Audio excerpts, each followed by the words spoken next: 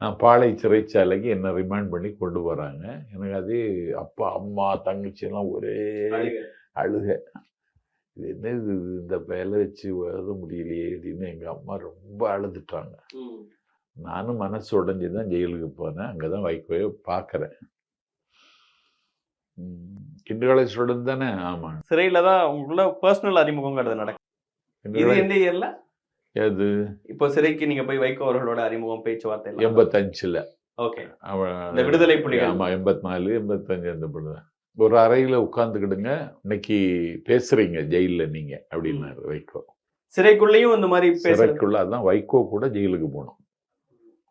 ஜெயிலுக்கு போனா வைகோ கூட போனோம். ஏன்னா இந்த கைதிகளுக்கு ரேஷன் உண்டு.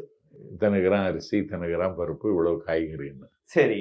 இது எல்லாத்தையும் அவரு வாங்கிடுவார் மொத்தமா. எல்லா கைதிகள்கிட்ட எல்லா கைதிகளுக்குள்ளதான் அவரே சிறை அதிகாரிகள்கிட்ட பேசி வாங்கிடுவார். அரிசி, காய்கறி, எண்ணெய் எல்லாம் கைது ஆகி வரும் பொழுதே 2 சமையல்காரனை கூட்டிட்டு தான் வருவார்.